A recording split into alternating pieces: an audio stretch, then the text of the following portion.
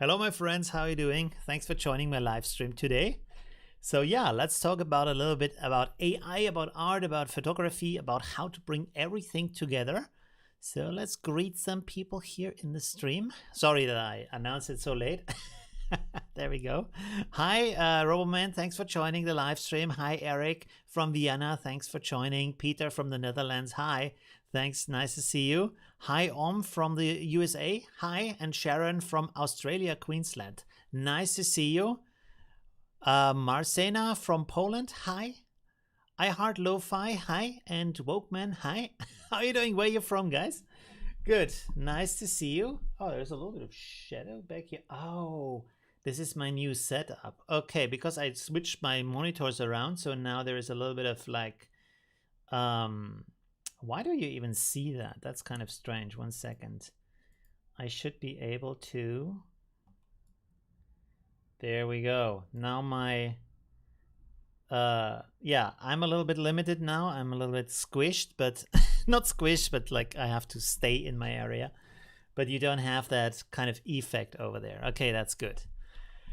Wow. Hi, Sopti from India. How are you doing? And Ty from USA. Thanks for joining. All right. So as you've seen, recently I had some pretty cool stuff on my channel. If you haven't seen it, you should check that out. Let me find that real quick on my channel. One moment. There we go. There's the live stream. These are the videos. Can I preview them bigger? I can't, right? Okay. Let me switch here over so you can see my screen. Let's hope that works. Yes, that works. Okay, cool. So I did a music video in Stable Diffusion. You should check that out as an inspiration. It's pretty good. We could maybe watch a little bit of that. Let me, the computer audio is still on. So let me turn off my audio and then you should hear the music, I think. Let's try that.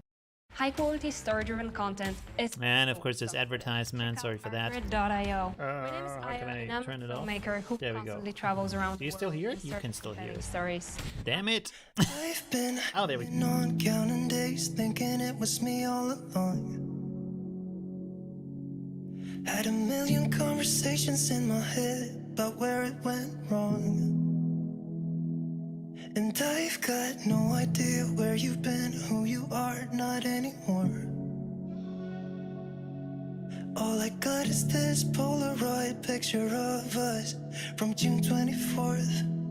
It's where I kissed you for the first time, laid on your sheets. You gave me your heart and said you trusted with me, but all I did was let you down time and time again. It wasn't. Let me turn on. Okay, that's it. That's a little teaser. Watch the full video. It's like 2 minutes, so it's not too long. Let me post it in the chat real quick. The chat is over here, so check that out, please. That is that music video. There we go.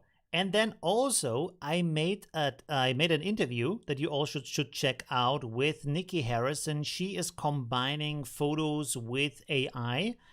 So that's also really interesting. Let me teaser that real quick too. Let's hope there's not okay, there's no advertisement here. That's good. Let me make this full screen real. Photographer and AI artist Nikki Harrison. I have been a photo artist now for about 14 years. When I was in school, I was always into traditional drawing and painting. When I picked up a camera, I wasn't that into it until I realized that you could go into Photoshop and manipulate and actually create works of art. I've always been drawn to the more artistic side of photography. So a lot of your photography is more a starting point, and then you do a lot in post to make it the artwork you imagine it to be. Exactly. But I also, I'll create a lot of the costumes. I'll make them myself. I will make an entire outfit out of just fabric by using safety pins sometimes. And, a lot of the forethought that goes into the session as well is just as important as what I do after. All right, so please check that out too. Let me go to the other view here so I can pull up the chat and share that in there. So that's an interview about 20 minutes long where she talks about her photographic works and how she combines digital backgrounds with with her photography, with their studio photography, which is really cool. So yeah, but both of them are very inspirational. I want to do more of that on my channel to combine photos. I've done videos about that in the past, but I should do more about that in the future. And I was thinking about different kind of projects, and I thought this would be a good opportunity in that stream to talk about maybe concepts, ideas, planning of that, you know. So we can look at different kind of tools to do that. Of course, as you know, Pinterest is one of my favorite tools to do that. But also a way to get the pictures from. Nikki said a really cool source yesterday, so we will check that out too, to get some resources from there. And also I'm thinking about how can I create better resources, because people already told me, like with the digital backgrounds that I have created. Do you know that I've created digital backgrounds? Let me pull that up real quick too. That you can use, but they are abstract. They work very well with all kinds of photography, because this is why I made them abstract, so they are more multi-purpose, basically. If I can find that video, there it is. We don't have to watch that video. I just need the link here. There we go. Okay, 1 second. So now you can see that. 1 second. This is what I created. This is actually I created with MidJourney. And these are abstract backdrops, as you can see here, where they add some pattern to the background, and I show a video on how to blur that and mix that and create the ambient light and the light situation, so it looks more realistic. So you have like a average photo, and then you have this background, and it kind of makes much more out of that photography, right? So you can see here, like the course, of course, the real course is 16:9 from the video. Here are some samples of these backgrounds. Maybe we can make them a little bit bigger. So they are abstract, as you can see, but this is because then they fit to everything. And it's a good idea, like she said yesterday, to work with landscapes, to also work with seasons like Halloween or Christmas or stuff like that. It's actually a good idea to do that, to do specific backgrounds for that, right? So people can work with that. And also show how that works. I can actually also push that link into the chat if you want to.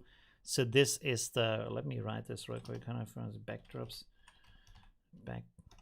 Backdrops, I can't write, there we go. This is the link if you want to check that out. There's also 7 free, by the way. If you click here, you don't have to sign up. You just click here, it goes directly to the download. If you have problem with the download, go into another browser than the Chrome browser. For some reason, Podia has a little bit of problems with zip files sometimes. I don't know, but it's a secure page. Don't worry about that. All right, let's go here. Let's switch over to the live view real quick so I can put up some other pages, and then I'm also going to look into the. Also, you can like talk about what kind of art are you doing. So I did the interview with her, but I'm looking also for other artists who have done some stuff with their AI creations, rather than just using AI, some more like way to apply it. You know what I mean? To make more of that. So that would be interesting. And today we're looking at some sources and some tools and some ways to get ideas, things like that. I hope that's interesting. All right, let me switch over the screen again. Oh, let me pull up the other tools too real quick before I do that. So there we have Unsplash, Pexels, come on, Pexels, there we go, Pexels 2. All right. Okay, we can close this. I leave this open. We can close this. I shouldn't have closed that. Okay. Never mind. All right. So here we switch. Boom. Okay. So also I have to restore the chat real quick so I can see what you're writing. Thank you very much, Niels. And Sharon, thank you very much. That's awesome. Hi. Okay, I already said hi. Oh, that's good. Hi, Kathy. How you doing? Thanks for joining.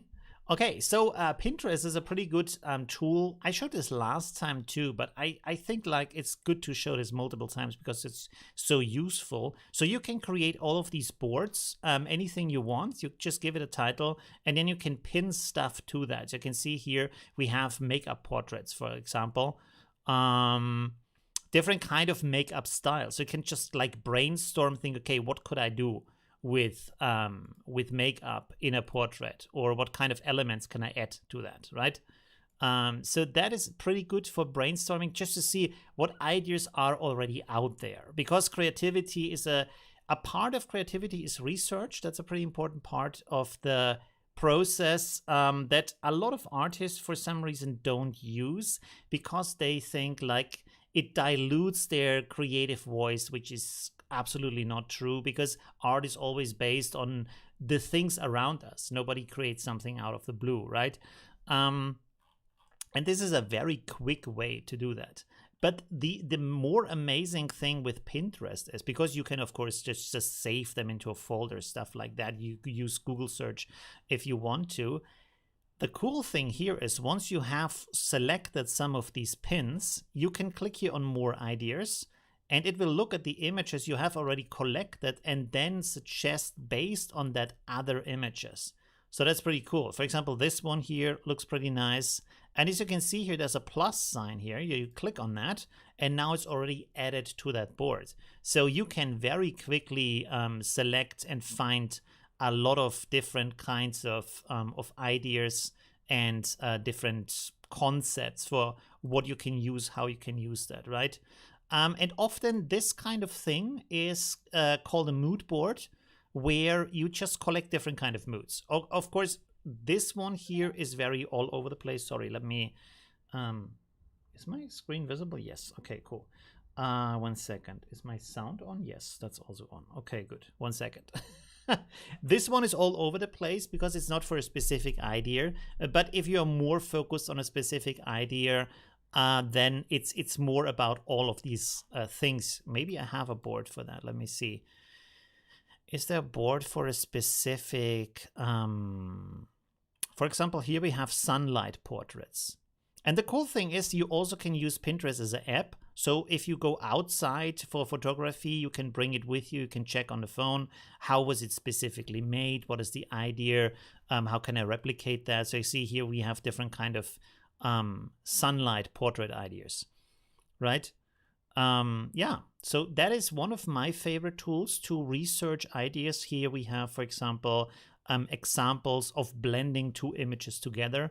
That can also be very useful. And this is the kind of thing where you start to do something more with the AI works, where you have either photos and AI works, or just AI works, or just photos that you blend together to create something more with that.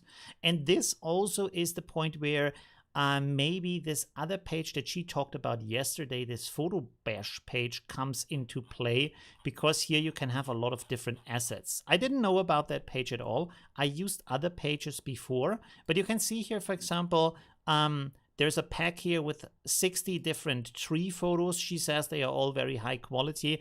I think she talked about that page. And they already have the background removed, and they are high resolution PNG files, so you can use it in your edits to add some more flair and to add some more elements here. And I'm planning to get some of these bundles here. For example, where's the one? 1 second, let me search here real quick. And if you have questions or suggestions, please put them into the chat. So this one, for example, has 380 smoke overlays. Right now we don't really see too much, but you can see in this, maybe we can have this a little bit bigger here. You can see this can be very helpful. If you can combine that with photos or with AI renders, you can create a lot of very interesting effects, right? Let me quickly look at my Instagram if I can show you one of my, oh God, I reset my cage, so, or cache. Do you say cage or cache? Okay, I have to go to the big screen so I can log in. Sorry for that. Where's the chat? Katie Williams says, how, I have checked that site out. I hadn't heard of them either. Of what? Of the photo bashing side or the Pinterest side?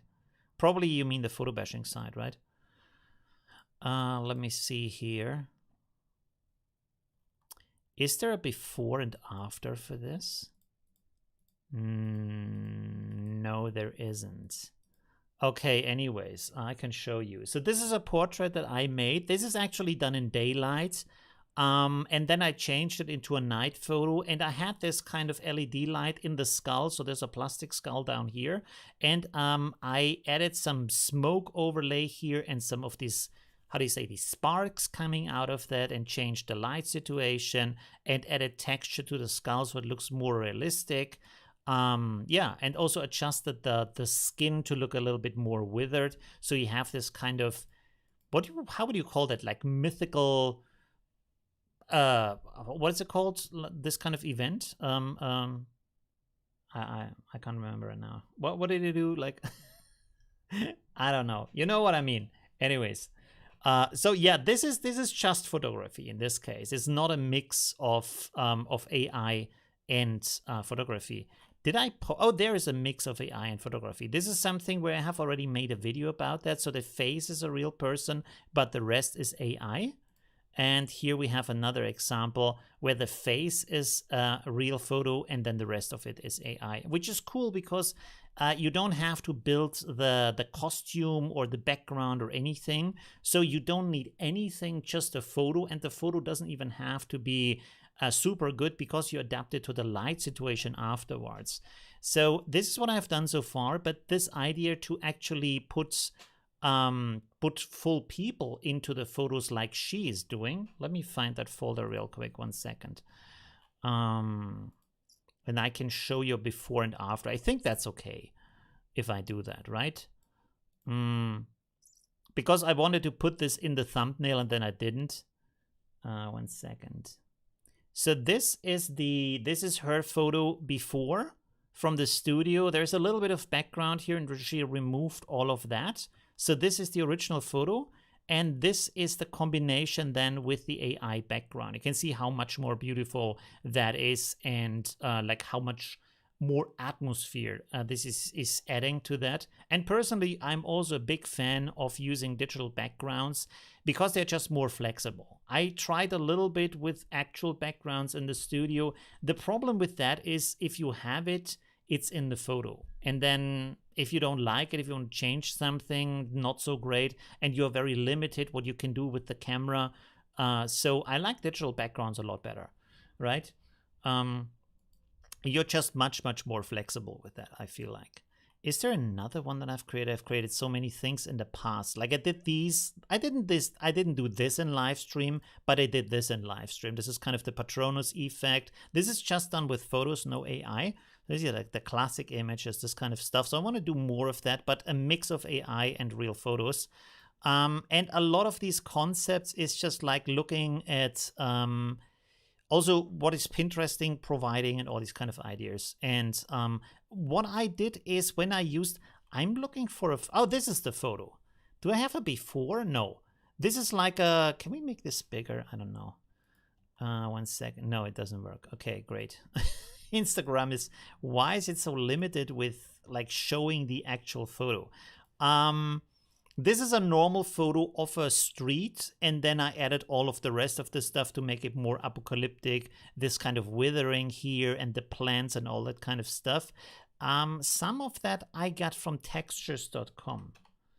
Textures.com. They are also great. You can get some free stuff from that too. If it's not high resolution, which you usually don't need for screen things. Let me log in here real quick so I can show you. Sorry, lots of logging in today. There we go. Okay, so they have, this is more for like 3D stuff, but you can see, you can also get these kind of leaves here and things. They also have this kind of height map for 3D. You don't really need that unless you want to do something with 3D or maybe animate it or use it in After Effects. I don't know. I'm not actually sure if After Effects can use the normal maps and height maps, but maybe it can for the lighting. That might be interesting. But you can get these leaves. I think they don't look here separated from the background, but I kind of think they are. For this one, I don't know. But for others, they have, like, for example, these plants here. They should be... It doesn't look here like that, but I think they should be removed from the background. Let me actually download this real quick. Let's put it... What is this? Oh, this is the music video. I can show you the music video too. I'm making a making of about that.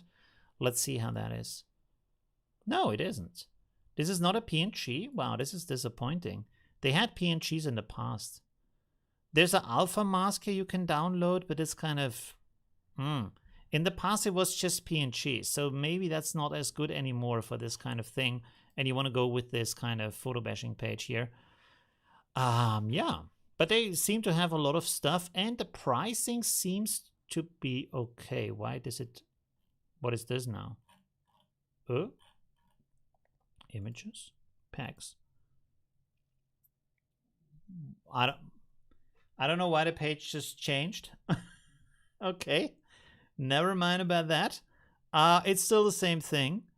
Aha. So that might be the new design. I don't know. Wow, this is 5 gigabytes for how many pictures? For 60 pictures. Holy crap. I mean, yeah, you see the max resolution here is 20,000 pixels. God, you can print this on a house wall. Why is it so big? Okay, anyways, but it's also PNG that makes the file size pretty big. And it's like 16 bucks. For how many? For 60. So that's pretty okay. Oh, and there you see a better preview here. So this page is actually much better, right? And then you can use them as often as you want, which is also cool. You buy them once and you can use it like a million times in a different artwork. So that's very, very helpful to combine that. And this is also what I did here and what Nikki was doing in her work. Let's pull this up again. No, sorry, 1 second. Where is that? Let me find that image real quick. It's the same image. Okay, cool. So we can switch over again. So if you have this image here, when you look down here at the grass, you see that this grass is very correct and very detailed. So these are actual, this is actual grass, and then there's some other stuff in here that is not actual grass. So that's a good combination to have that and to just enrich the foreground and bring in different levels of ground. That is also important to have that because this creates depth in the image. Let me switch the scene real quick so I can go to the other image from me. For example, one thing I did, I think last Halloween, so you can see that now. Why buy textures if you can generate all with MidJourney? Because with what kind of textures do you mean? Like if you have grass or trees or something like that, first of all, MidJourney doesn't create PNGs that have a removed background that are transparent. So that's a big problem. Let me switch to the big view real quick to answer that question. So if you want to have something that's like correct in every detail, like an actual plant or an actual tree or an actual bird or something, you want probably to use an actual photo. The reason why you want to combine, you want to mix, maybe you want to mix photos with AI art, or you want to mix 3D renders with AI art, is because if you have something that is very high detail and precise, the eye grabs onto that and then makes the rest of the image also look a lot better, because this is how our brain works. So most of what you see, 98% of what you're seeing right now is added by your brain to what you're actually seeing. You only see 2% in the center of your vision. The rest is blurry and black and white actually. And the brain is adding to that, right? So this is why even classic painters, they painted only the areas of the image very detailed that you actually look at, like the face, the hands, the clothing, and then the background was just like less detailed than that, right? But your eye, either your eye will fill in the details, which it does for a lot of things like the texture and stuff like that. Or it is just used to the rest being blurred, right? This is, by the way, what you also do, I think, with the new PlayStation VR, where they will render the center in focus and detailed, and then the rest of it, I think the rest of it is going to be more blurred and less detailed because you don't actually see that part of the image, right? You can test this by holding up anything to your eyes. Anything with a text on it. Let's take this here. I don't know. You see here we have a pretty big text on that. So when I look at it directly, I can read the text. But when I look straight and I put it here to the side, it's here. So you can see it's very close to my vision. But I look at my finger, I can't read the text anymore. It's blurred now, and it's outside of my vision field. I have to move it. Here I can read it again. So it's a very small circle in the middle where we can actually see sharp. And the only part in the middle that is very small, is like this, is colored. The rest is not colored. Forget about that. The reason why we can see it colored is experience. That's everything, right? The experience on how things look around us, which is very impressive, and it's strange that the brain can do that. But yeah, this is how our brain works. It fills in the information around us. By the way, there's another cool detail. When you look at anything around you, this is some like a funny fact. Anything around you you see right now, you know from the experience from your fingers how this will feel when you lick it with your tongue, because it's the same kind of touch feeling. So anything, and also we have licked a lot of stuff because as babies we put a lot of stuff in our mouth. So we have the experience. How does wood feel when we lick it, or a cup, or a screen, or any kind of thing, you know? You look at it and you know, okay, this feels like that. Like fabric, if a shirt, you know how a shirt feels with your tongue. So you don't even need to touch it with your tongue. You can just imagine. Your brain has that information. So that's pretty amazing how these kind of things work. Okay, anyways, let's go back here to images. That was a little excursion here on these. How did I get from that to from the PNGs to that? Oh yes, because of the detail you're adding, right? So this is the original image that I downloaded from a website, Halloween picture, and then I added all of the rest. I wanted to have this kind of zombie kind of thing. And so you can also see here we have some elements in the foreground with these hands that are blurred because they're close to the camera, and then there are hands that are not blurred because they are a little bit further away, and then we have the subject in the background, and someone here holding a smartphone with the same image of the subject, like it's a zombie Halloween party, stuff like that, right? So to create these multiple layers and have more control over the image overall, right? And this is also how you push it into your own style, because I think a lot of people, also Nikki and me included, as you've seen yesterday in the interview, is that when you look at MidJourney in the wait, this is a search. Let's go back to the general feed. When you look at the feed, you can see here is a lot of different ideas, but they all have the same style. There's a little bit of variation because there's a handful of styles that MidJourney is natively creating and all of the artist names that people are using, but it looks very, very, very similar. You know, like this here and this here and this. This is a little bit different because it's anime style. But they all have kind of the same style and the same kind of like a similar color palette, a similar feel to that. So it doesn't feel uniquely different. You know what I mean?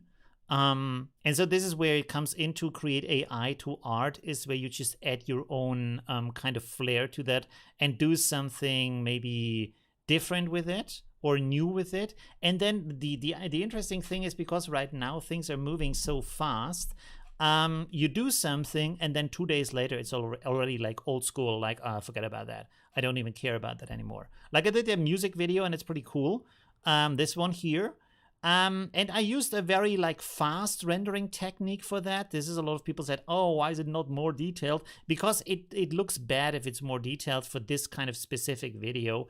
But also now you can do better videos that are synced to the music automatically. That's really crazy. I want to play around with that and then see what I can do with that. And yeah, there's so many new kind of things coming out every single day about these things, right? All right, let me look at the chat real quick. Maybe switch over to the big view so I can look in the chat. Ask some question if you want to. There we go. And I'm talking a lot. Maybe I should go more into the chat. Yes, but it's a format of summon the image into MJ. What? Summon the image? What does that mean? Oh, you mean like with the image source? Yeah, you can do that, but as of now, it is just like a vague inspiration for MidJourney. Even if you set the image value to very, very high, it's not giving you the actual image.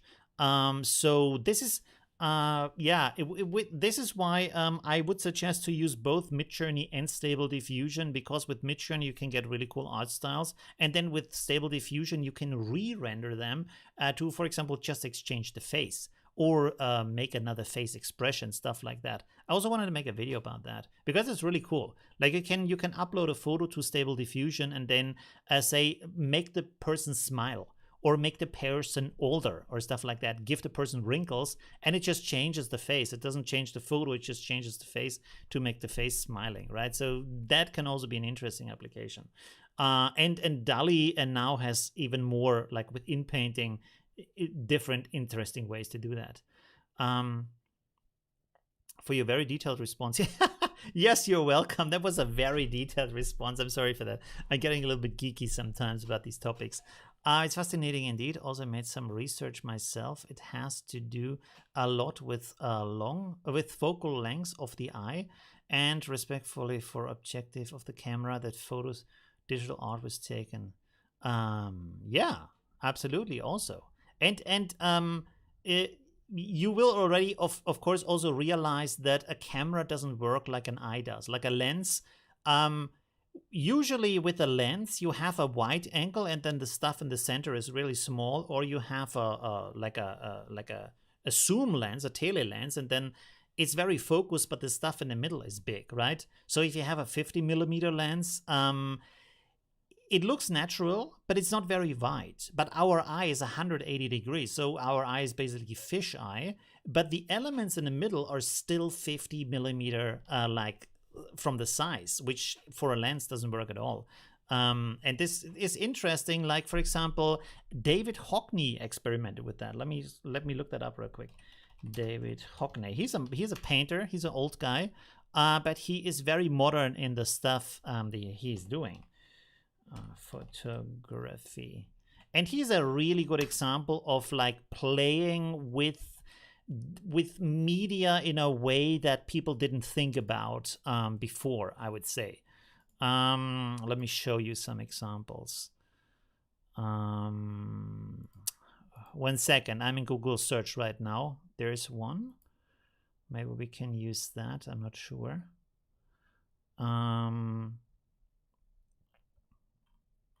Yeah, let's have a look at these examples. I think that's maybe good enough. Let me see if I can... I can open this up 1 second. Yeah, that's a little bit better maybe. And there we have another example. You can't see it right now. I will change in a second. It's going to be a little bit low resolution, but yeah. Okay, let's also open this up. Okay, cool. So here we have different examples of David Hockney using photography. So he's stitching together multiple photos or taking them side by side to create something that is more similar to how we actually see the surrounding of us, because the camera is not how our eye is working and how our impression of the surrounding is working, which is really interesting because we always think like, oh, the camera is a witness. It's not a witness. It never was a witness. The camera is a technical tool that makes a very specific picture that kind of looks like what we experience when we see things, but it's also very different at the same time. So not really a witness tool. But he is like combining these photos in that way that create this kind of expression of seeing more from the surrounding. Of course, now we also have VR and stuff like that, so you could possibly do things like that. And we have 360 video and 360 photography, so that could be interesting with a VR device. But this is on a 2D surface, so that's also still an interesting application. But what he's also doing is playing around with photography. I think this is still the same thing. This one here, where he takes the perspective out of photography, right? So you can see here you have a pool. It's from above, but then you have here these kind of chairs and umbrellas and stuff, and they are from the side. A little bit like you would paint in the past without perspective, and a little bit like a child would paint without perspective, where you see things as you want to, as they are meaningful to you, which is a very interesting form of representation. What we have right now, and maybe this is also a big interesting question for AI, is the way we see or represent, the way we create images right now is based on photography, because photography has taken such a big part of our lives, even also with video, of course, which is kind of a different kind of photography in the sense that you take a lot of photos, not with video, of course, because video is not with film, it doesn't have individual pictures, so that's a completely different discussion, but you know what I mean. So this kind of central perspective thing. But in the past, we didn't paint like that. We didn't have images like that. So let me switch here real quick again. One second. Ugh, if I can find something like that now. I don't know. Maybe this one here is good. No, not really. 1 second, give me 1 second. This is also perspective. I think you know what I mean, like these classic paintings where just everything is happening at the same time from just one perspective. Or maybe we can actually go... We can actually go like this. Does this make more sense? Not really. I'm not finding a good example right now. I'm sorry. I think you know what I mean by that. Maybe this one is a good example. It's completely different, of course, but never mind. So let's switch over here. Egyptian art, right? But as you can see, the stuff is just willy-nilly, not willy-nilly, but it's like it's everywhere. You know, there's like symbols, and then there's a bird and a duck, and then stuff is going on. I don't even know if this is a classic painting or just a modern recreation, but you can see there's not really perspective in there, but it's a form of representation. And this form of representation is built on the meaning and the value of the things that are in the image rather than the perspective they have. So you can have something who is much smaller, not because he's standing distant, but because he is not that important in the image. And then the king or the queen or whatever, the pharaoh, is much bigger than the other people in the image because he means more, not because he's standing closer to the camera. So these kind of concepts, that can all be very interesting for creating images, right? Yeah, this is the David Hockney stuff again. I love this image here. This is such a great concept of working with photography. I've never seen that before, right? That's really interesting. Let me check where the chat is real quick. When you do think, what? 100th Ape. Is this an NFT name? What is that? Okay. Olivio, when you think we'll have an AI that can make a 3D render of the same images as they produce. Actually, NVIDIA is working on that and has worked on that, I think, for several years to create 3D objects from photos so far. But I mean, we are not that far away from having it like text to image, image to image, video to image, stuff like that to create 3D projects, 3D objects. And also, I don't remember who is the guy who does MidJourney. He already said in his office hour that they are working on that or planning to do that, to have AI create 3D objects, which sounds reasonable, right? To be able to do that. And I think this is also where then you have more of a real world application, right? Where you can like come up with a design, for example, for a chair or something, and then you 3D print that afterwards, or something else, you know, just a little knickknack or something that you want to put in your home. You have to come up with that with AI, and then you print it, and then maybe you change it or stuff like that. So that could be very interesting. I do have the connection. Which AI, Neil says, which AI software would you recommend the most, MidJourney, DALL-E, or Stable Diffusion? I personally use MidJourney and Stable Diffusion in a mix. I don't really use DALL-E too much now. What does shame on you mean? For what? Is my chest hair showing? I don't know what this is about. Okay. What were we talking about? Oh yes, the tool. Like with MidJourney, you get very artistic results. Where do we have that?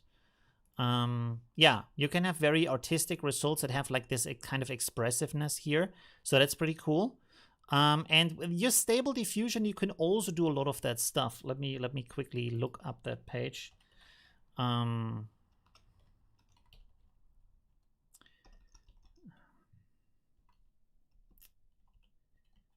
Oh, I deleted my cache, and so oh, there it is. Okay, I found it. Please don't have any nude stuff on here. Yeah, it looks clean. Okay, cool. Good. So this is called lexica.art, and these are the Stable Diffusion things. And you can see it also has a very artistic, nice style, but a different kind of style. So it's just different. I feel also the precision of MidJourney right now is higher for the output, for the like precision, and also to perspective, things like that. The good thing about Stable Diffusion, I'm going to make a video about like which is like more future proof or which is the better tool, stuff like that. Because where's this? There we go. The thing is, MidJourney is a lot easier to use, and it has these beautiful results, and you get, I would say 80% of the time you get a good result with MidJourney, while with Stable Diffusion you get like 10 or 20% of the time a good result that you actually want to use, because often it just like screws it up. Like here, for example, there's just a glass flowing in front of that, or there's always some kind of goofy stuff happening. Here the hand is like fucked up and the book is like folding the wrong way, stuff like that. So you have that a lot more in Stable Diffusion, but Stable Diffusion is open source, and this is the benefit, because you can do basically everything in Stable Diffusion if someone wants to add, if someone wants to write something for that. I really think that MidJourney needs to create an API so people can create add-ons for it, because otherwise this is just like, they're gonna be a little bit lost, in my opinion.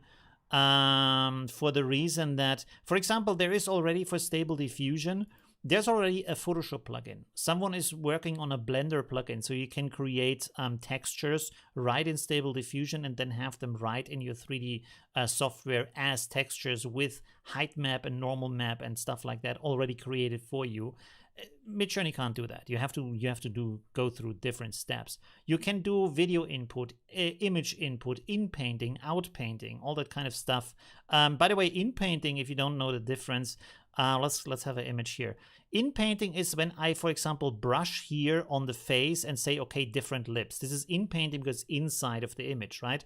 And when I paint outside here to say, okay, make the image wider on both sides, this is out painting because it's outside of the image of the canvas I have. So I'm extending the image at that situation. So that's basically the only difference of that, right?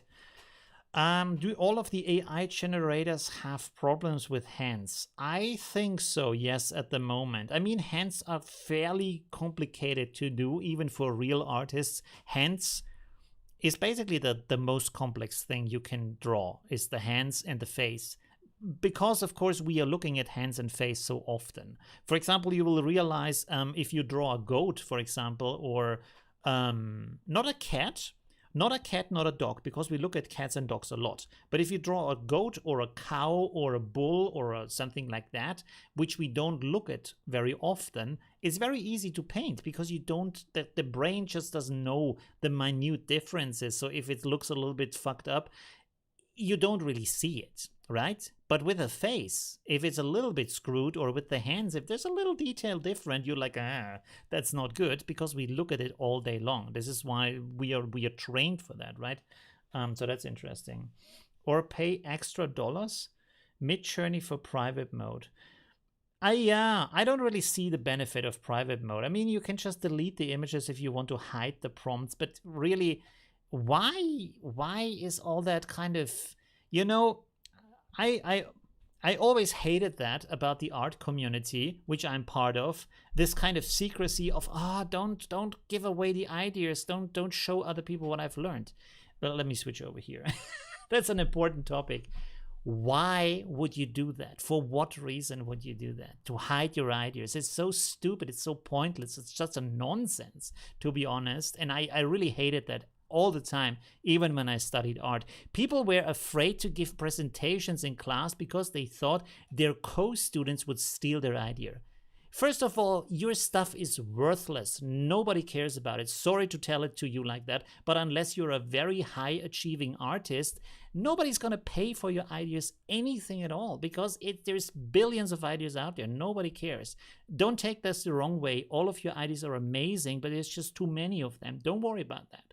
Secondly, making an idea happen is super difficult and hard. To do something like, you see what art is out there. For example, take Eminem. You know how Eminem is writing. You can download all of his texts. You can download all of his music. You can create music by Eminem in his style, in that kind of way. Can you do it? Will you do the same career? Will you be as popular? Never, not in a billion years, because it's impossible, because he is extremely skilled and also was at the right moment at the right time to have this amazing career. And if you do the exact same thing as he does, nobody cares. Nobody gives a crap about that, you know? So having an idea and making an idea happen, there is dimensions, there's worlds between that. So this is why I'm super open about my ideas and what I'm planning to do, because try it, you know, just try it. If you succeed more than I do with my idea, I'm happy for you. I'm really happy for you. You know why I'm happy for you? Because if 1,000 people do the same thing as I do, and we all grow with that, we can all help each other, and there's an environment. Think about it. If Eminem would be the only rapper in existence, do you think anybody would listen to rap? No, because nobody would care about it. Nobody would know about it. He wouldn't be featured. Think about, I don't know, a football player. If he's the only one in the world, there isn't a team. Who is he going to play with? Who is he going to play against? Even Eminem needs other like hip hop artists to like hate on and collaborate with and all that kind of stuff. So just share your ideas. Don't hide your prompts. I find that really stupid. And also, by the way, while we are ranting here, the old man, the boomer, is ranting on YouTube. There it is. In the past, people like artists would meet in artist cafes and talk every day for hours about their ideas and what they do, and collaborate and exchange the concepts and stuff like that. They would share like their workspaces. They would build artist villages where they can meet in the summer to paint together in the field. All that kind of secrecy bullshit we have today because everybody is just about greed and money, that's absolute nonsense, right? I feel that like that's the dumbest thing you can do, is hide your ideas and sit alone and not do anything with other people, right? I mean, my job is sharing my ideas, and most of the stuff I give away for free because this is also helping me, right? I'm not saying I make no money, but I make money for maybe 1% of my community, and 99% of my community will always watch my stuff for free, and I'm happy about that because this is what also pushes my channel up. So I'm really happy to give most of my work for free and most of my ideas for free. No problem with that, right? Yeah. Anyways, there we go. Boomer session over. Let's go back to the let's go back to the live stream. Oh man, I need to take my pills. There we go. I'm not taking pills. Don't worry, it was just a joke. Okay, what were we talking about? I completely forgot about that. Ranting and drinking coffee. Yes, I might be Irish coffee. It's not, but it might be. There we go. Do actually Irish people drink Irish coffee, like coffee with alcohol in it, or is it just like how people call that, but nobody in Ireland is drinking it? Right? Love how you think. Yeah, I think like sharing is really important. I can really make people annoyed with my oversharing sometimes because I'm always like, hey, you should try this, and there's a tool, and this is something you should look at, and they're like, hey, shut up, please, okay? I'm doing my own thing. Okay, anyways. What were you talking about? Oh, yes, the tools. I forgot about that. Sorry. So for the tools, like, for example, Pexels is a really good source for all kinds of images that you can use for free. You don't have to pay. You don't have to name them if you don't want to. You can't resell them. That's pretty important. So don't download the images and then sell them as a pack on your page. That's not going to work. But you can, for example, take this image here and then edit her into your AI art, stuff like that, you know? So that's pretty cool because it gives you a lot of ability to like have all the kind of models and situations and photos that you can't create yourself. And you can combine that. Also, if you want to take the time, you can, of course, go in here and find these plant images and then separate the plants from the background. You're probably taking a lot more time than just buying one of these bundles, but you can do that, you know? If you have more time than money, then that's a super good solution to do that, right? And of course, I've done that in the past a lot. You know, sometimes it's very easy to separate stuff from the background. So that's a very, very good way. Yeah, and you see like there's all kinds of stuff here. And the cool thing is on Pexels, let's go back up here. They also have videos. Look at that. Like these are all videos here. See? When I mouse over them, boom, it's starting. So you can use this as an input for your AI work. This is what I've done with my music video, by the way. So I didn't film the scenes myself. And this is also what like a lot of creatives do today. They don't film it themselves. They have all these kind of pages like, what is it called? Storyboard and art list and stuff like that, where you get B-roll, as it's called, right? A YouTuber is not going to go out there because he needs 5 seconds of horses. He's not going to go to the countryside and film that. He's going to go on this page and just download it, right? Here it's free. On these other pages like story blocks and stuff, it's really expensive. But here you can get it for free. You can get any kind of thing, like let's say dancing. I wrote that wrong. That's really good. Okay. And then you can also go here for the orientation, horizontal, vertical. Vertical is great, of course, if you want to do a TikTok or stuff like that. Yeah, let's go with horizontal here. And you can download that. You see, like this one, for example. And yeah, you can edit it together and then like use it with AI or put some AI stuff in there. Like, for example, what you can also do is motion tracking. This is another thing. There's actually a good video idea. Motion tracking with AI things. I should write that down. 1 second. There we go. It's already happening. Motion tracking with AI. Elements. That would be good. Okay, cool. So you can do that too. Like, I don't know, you can put some glasses on a person or some goofy stuff. Put a mask on her face here like this, and it's just following her, stuff like that. I don't know. Whatever you want. So there's a lot of ability. Do you actually see what I'm doing? Yes, you do. Okay, cool. All right. So this is one page, and the other page is the other page is Unsplash. Where do I have Unsplash? Let's close some stuff here. It's all too much. This we need. We don't need this anymore. This is the texture.com page. Oh, there it is, Unsplash. And you can find a lot of stuff here for all kinds of subjects, but not videos in here.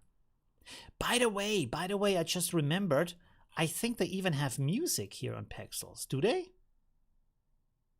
No, they don't. That might be, was it a different page? There was a page they also had music. I can't remember right now. Okay, anyways. But that's already pretty good. Like, you have all the photos and all the videos you need. And you can also use that as an input. Let's go here for fairy, for example, fairy. And then we have, okay, here's already a fairy, and you can mix this with the background. So you can come up with the background. Actually, I think I have created one. Let me go to Discord real quick and find that. Maybe we can just bash together something real quick. What's the time here? Oh, we're already close to an hour. I'm talking like a machine gun. Yeah, none of those have the right perspective, I think. Let me see. No, this needs to be lower to the ground. Yeah, I don't think this is working.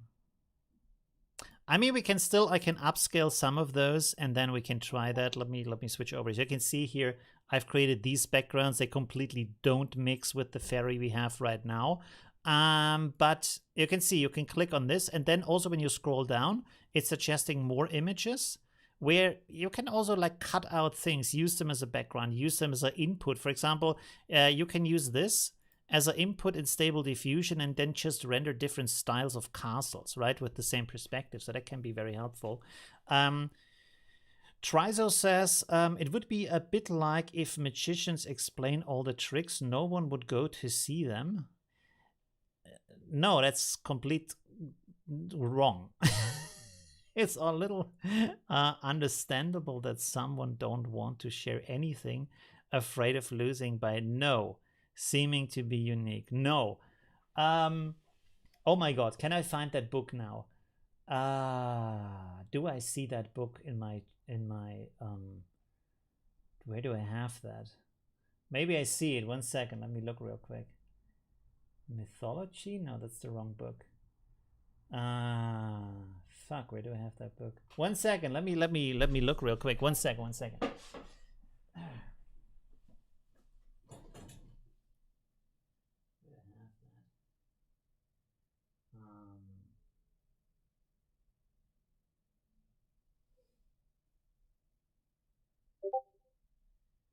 No. Yeah. Okay. I'm back again. Sorry, I can't find it right now. But let me show you something. Here.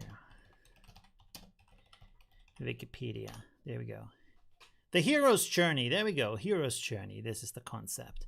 Do we have something that's not? There we go. Okay. So basically, almost every film you've seen and every book you've read and every game you've played has basically not exactly this concept, because there's different concepts. The hero journey is just one concept of storytelling, but it's one of the most used and most famous one that you will find in almost all movies, right? And stories and even music and stuff like that. So it's not like that. It's not like because you know something, you won't watch it anymore, right? Like you watch documentaries. Have you seen the movie Titanic? I'm pretty sure you knew before you went to the cinema that the ship is gonna sink and people gonna die, right? And you still watched it, right? Or you have like a horror movie. It's called a horror movie, so you already know there's some scary shit going to happen, right?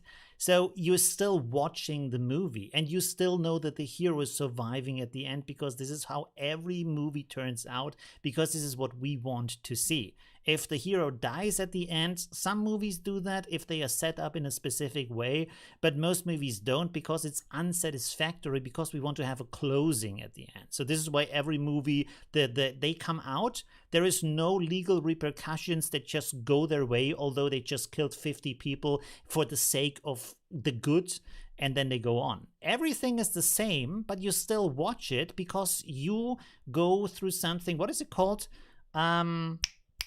What's the term? The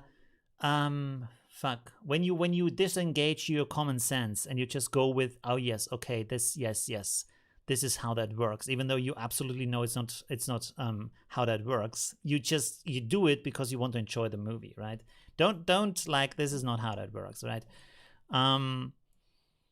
This is also why people copy things, right? If they see something, hey, that works.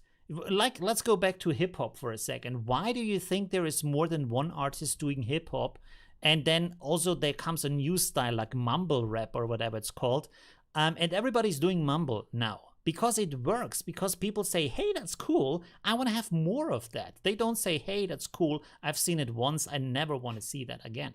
And I have a very like specific proof for you too. Let's go here through the stream. And you see the same stuff over and over and over again, because people like the same stuff. We are built like this. This is how we work as humans. We all like the same stuff. You see, there's another cute bunny here, and then we go down and probably see other cute animals in here, and we see all these portraits in here, and then you have the stars from your favorite movies and stuff like that. This is how we function. This is no secret, right? This is how there's another cute animal here, right? This is also how brands works and genres works and stuff like that. People like to see the same thing again. This is actually also the concept on how you build a successful company. If you find something that works, do the same thing for the next 10 years. This is what success is about, right? It's not like do it once and then come up with a completely new idea. That's not how success works, right?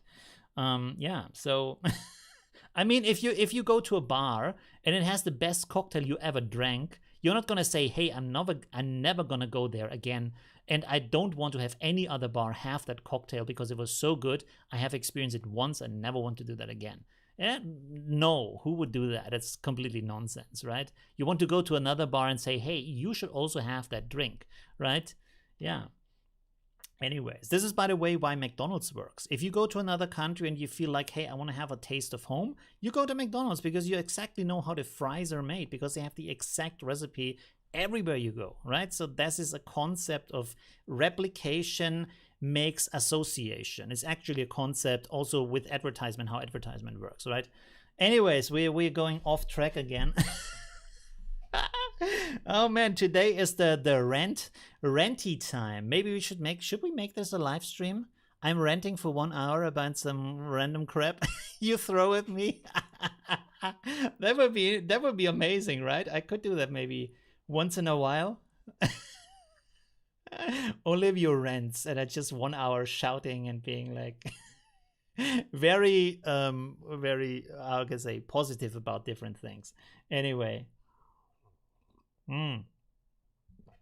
What is that book? I don't remember.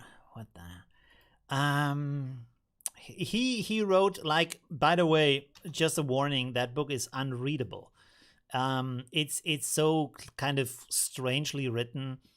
What is that famous book about all these kind of heroes and stories and stuff like that? I don't remember. Mythology. Pilgrim's Progress. It doesn't matter right now. It doesn't matter right now. Suspense of disbelief. That's the word. Suspense of disbelief.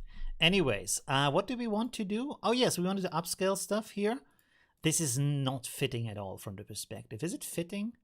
Let me see. Where's the image? Oh, I've lost the image too. Because she's sitting on the ground. I don't think this is going to fit. No way. This is going to look really stupid. So we can't mix that right now. But you can see you can get a lot of images here. And then you can just combine them. And you can also have this as a start to, like, tell the AI what do you want to have, stuff like that.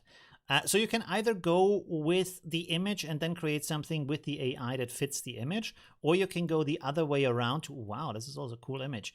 You can go the other way around to create something with the AI and then find the fitting image afterwards, right?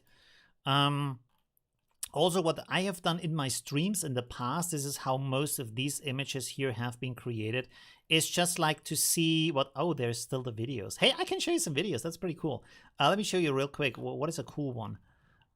This one maybe I think is cool. Or there's maybe music. We can turn, oh, the music is off. You can see? So this is what I did on live stream. So I looked at photos that I found on Unsplash, and then I just bashed them together to something creative. And I didn't prepare at all for that. So this is just like live trying to find a good idea and then make it happen in live stream with no preparation at all, like a creative challenge.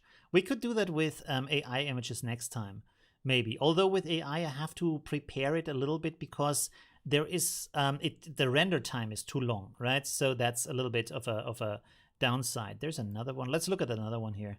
They're kind of cool. I should do stuff like that again. Oh, this is not so great. 1 second. This is kind of boring. Where's the other one that was really cool with the floating guy? Don't I have that anymore here?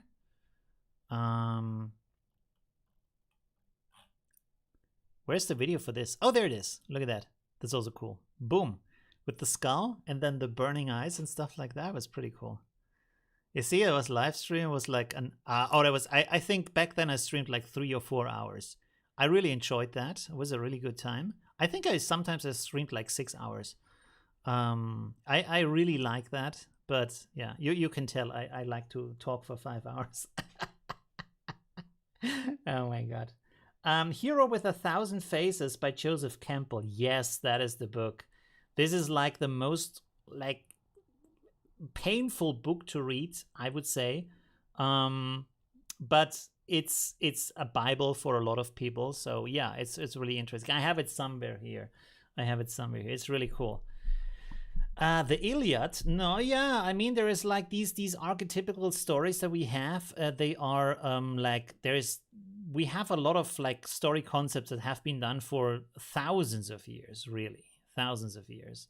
And sometimes something new comes around, like for example science fiction, or back in the day where you had like what is it called, Robinson Crusoe, stuff like that. It was these kind of fake travel journals because people couldn't travel and they didn't know how it looks there, so they made up that kind of stuff. So it kind of goes with the technology of the time. So right now there is, I know even authors who do that, who write about AI as how AI is changing our surrounding. That's also a good concept, by the way, artistically.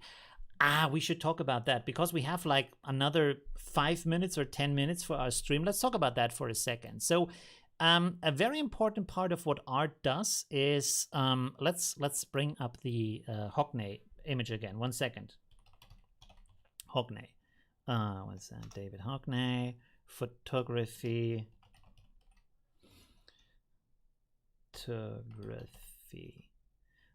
So the big difference, let's bring up this image here again. The big difference between something that is art and something that is not art, or like there's different kinds of art, like design is also art and stuff like that. Everything is art, basically. If you want to have it like that, everything is art. But there is like the art, meaningful art, and there is entertaining art. Let's call it like that. Probably not the best ways to phrase it like that, but if you have these images here like that, stuff like this, that is entertaining art. It's really cute and it's very nice, but it doesn't bring anything new to the table. Sorry, by the way, I'm not pooping on that artist right now. I'm not saying this work is bad. It's a beautiful work. It's a really amazing render. I'm not saying this is crappy. It's really nice. But this doesn't like invent new stuff. It doesn't ask questions. It doesn't like bring new things to the table. This is what I mean by that, right? So the difference here is that you want to figure out something or think about that. And first of all, you want to think about the medium you have and what it means to use the medium. And the second thing is you want to overcome that medium, right? So by overcoming the medium, this is an example of overcoming the medium where you use a camera, but you use it in a way you wouldn't normally use a camera. And you ask questions about what is the camera? What is the cultural purpose of the camera? What is perspective? What is the cultural purpose of perspective? How do we see images? How do we share images? How do we combine images, right? How are we influenced with images? All these questions can be found in that image. I'm not saying David Hockney asked all of these questions, but they can be extracted from that work. And this is an artistic perspective. This is the difference between just entertaining and actually like doing art, right? So that is a very good starting point when you look at AI and you have all these abilities right now and you think, what can I do with that? Because this is the starting point and this is like goofing around right now, which is really beautiful. And this is the start of every technology where we embrace the technology for what it is first in its like opulence in a certain way. So we do the most techy, like tech-related things we can do with that technology at first, because we love that the technology is here. That is the first step, because we are so obsessed with that. Then it gets boring after a time, and then after that, you forget about the techie part and you start to think about the actual useful part. How can this be integrated in actual life? What kind of purpose does it actually have other than making beautiful images? Because that is not really enough. This is a cool thing, but it's not like it already has fulfilled its own prophecy at that moment. You know, it can do cool stuff and everybody can do cool stuff with it. So that's not really something that needs to be found out for that. This is the original starting point where AI is built for that. What can you do on top of that? What is the next level? How can you go beyond that? You know, how can you use it or abuse it or integrate it or mix it with other media or create messages or ask about your existence or of the existence of art or images or all that kind of stuff, right? We can actually, let's talk about it for a second. It's really a rant stream today. I'm sorry about that. So let's go to the big screen again. Okay, so here it is. The Theory of Images by Olivio. There we go. So we have used images in the past, if you think about photography, to have it as a private medium where you would take photos in the surrounding of your family and then put it into an album and then look at it with your family and friends. So this is a very private moment, a very closed and like retractive moment you keep inside of your family, right? But since then, photography and images have become a public medium that you use everywhere. And this is not just photography. So photography has become very instant with smartphones because you can photograph and publish sometimes even at the same time, for example, live streaming from your smartphone. But you also have other images, like you have like what it was called boomerang. I don't know if you remember that, like these videos they play forward and backward. But you also have memes, you have smileys, all these kind of things, right? So they have become part of our spoken language. This is the next element where we come from overusing images on pages like Flickr and Instagram to actually integrating it into our daily language, where you would respond to something another person says with a meme or a smiley because the words you would say don't mean the same thing and aren't expressive enough to do the same thing. So images are now part of the spoken language, or let's say the written language, right? Because language, human language, is inept at all, right? So we need to have extensions because we are communicating more and faster than ever. So we need to have something that can be picked up in a second, not in a full sentence you need to read, but in a second, in a blink of an eye. And this is where memes and smileys come into play, right? So this means we have come from a static and private medium to something that is a liquid medium we use every day in our language, right? Now, the art creation process was behind that because it was so slow to create art. All these kind of digital paintings and stuff like that took forever. You need a lot of skill, like painting in the past. And painting was not was followed up by photography, but we didn't have anything that makes digital art and this kind of digital creation as liquid as photography. But now we have with AI. So the question is, how can we integrate that, and what does it mean for our culture? So that's basically the end of the rant. There we go. So that could be a really interesting question. How will this change? Maybe let's go on with the rant for one more second, if I may.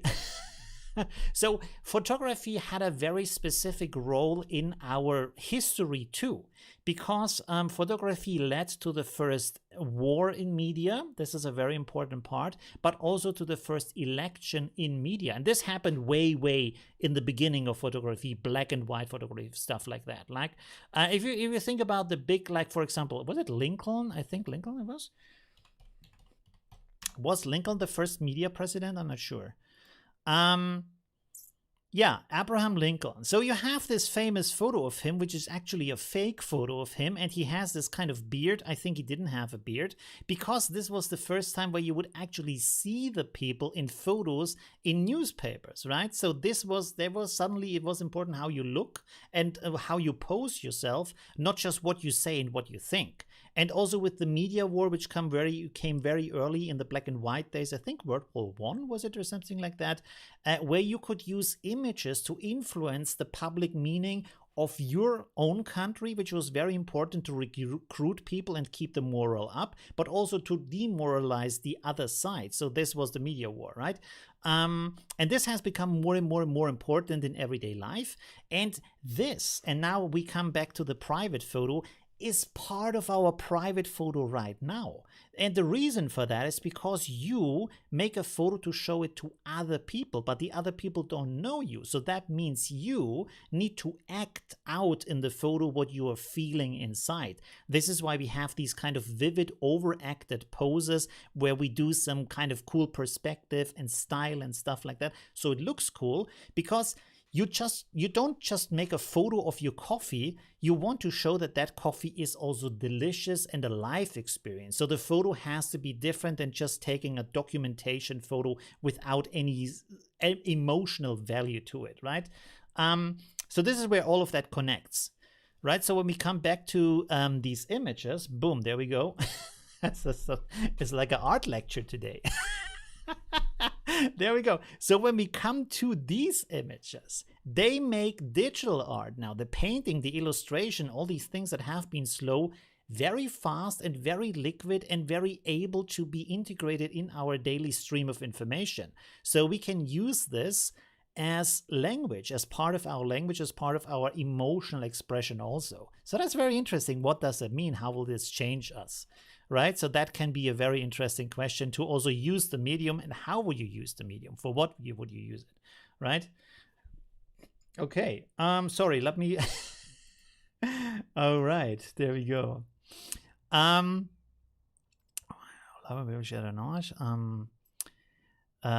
Difference between art and illustration.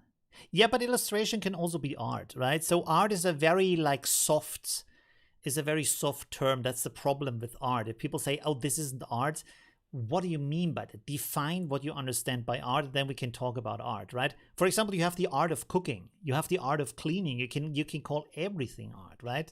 But then of course we have museums about art, and they are about different art. So it's a bit difficult, right? In the past, I would say there is fine art and then there is the rest, but it's actually not true, because there's a lot of crappy fine art too. So fine art isn't more elaborate, although fine art is more in the form of a science than some other art forms are.